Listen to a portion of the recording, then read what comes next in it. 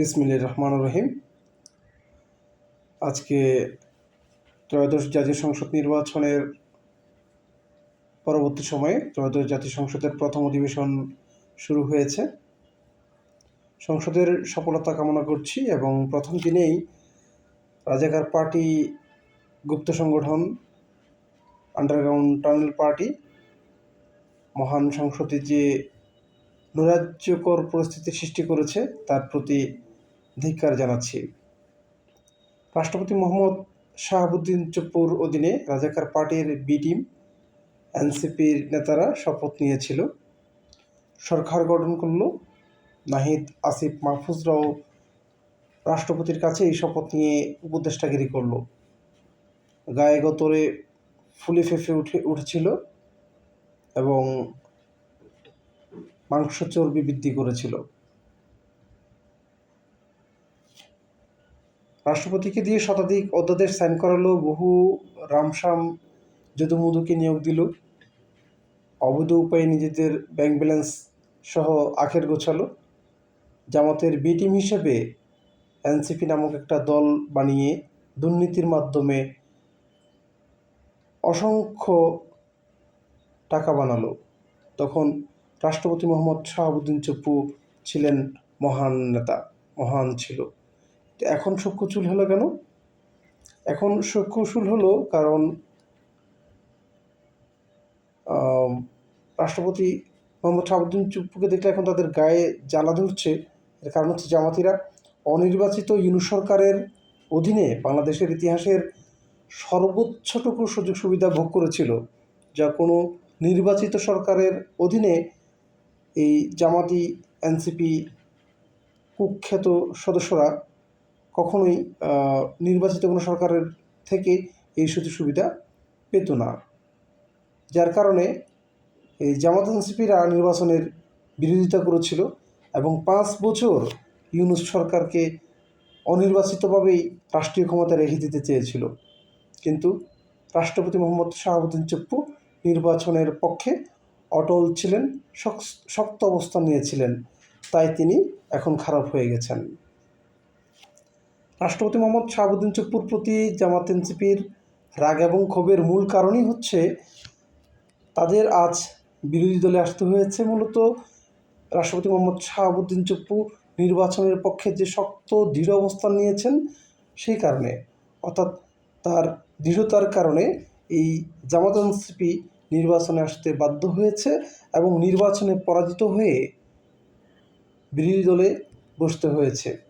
এবং মগবাজারেরা নির্বাচনে হেরে গিয়েছে, কিন্তু জিতে গেছে মূলত বাংলাদেশ।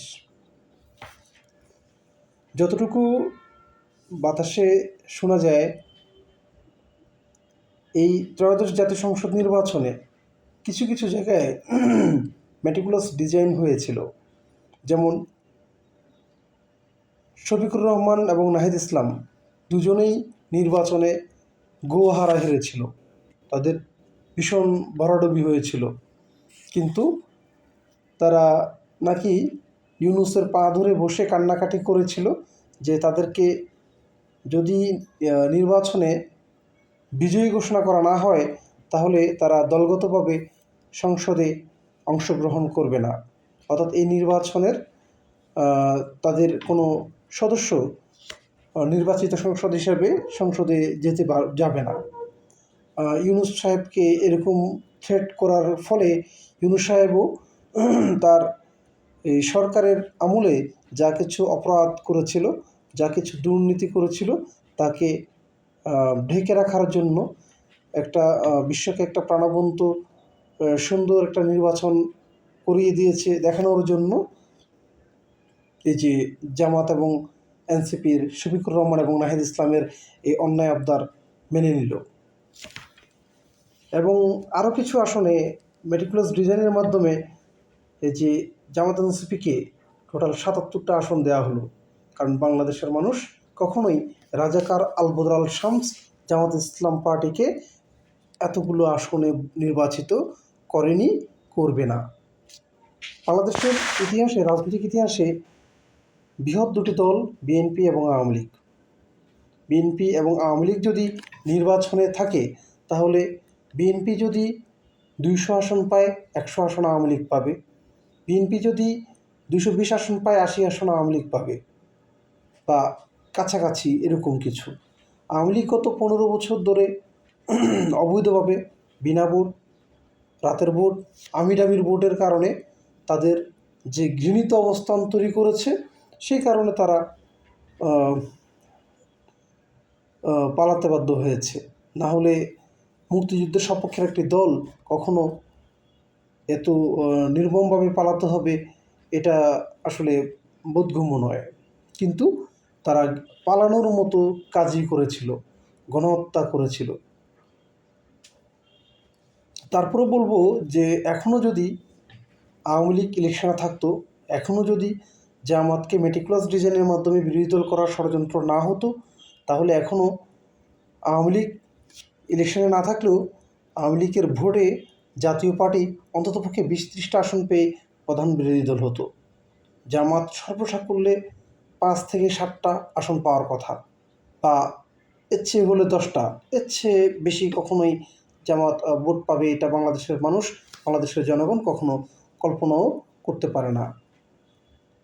আমি মহান সংসদের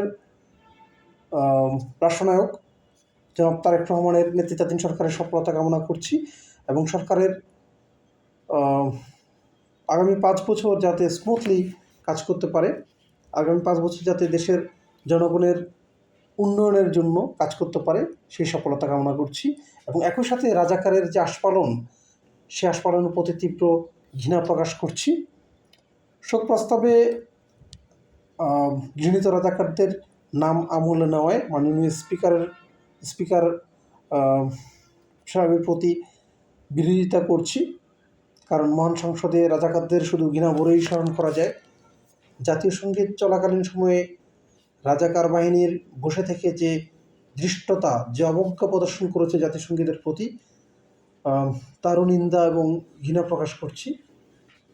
আগামীতে যাতে মাননীয় স্পিকার এই বিষয়গুলো দিকে একটু দৃষ্টি রাখেন, সেই আহ্বান করছি, সেই অনুরোধ রইল স্পিকার প্রতি। এবং সরকারের প্রতিও বিনীত অনুরোধ থাকবে, রাজাকার পার্টি ঘৃণিত, ধিক্কৃত একটি দল, তাদেরকে যাতে স্পেস দেওয়া না হয়, যাতে আইনিভাবে, যাতে সংসদীয় কার্যপ্রণালীর মাধ্যমেই তাদেরকে মোকাবিলা করা হয়, সেই অনুরোধ জানাচ্ছি। ধন্যবাদ সবাইকে।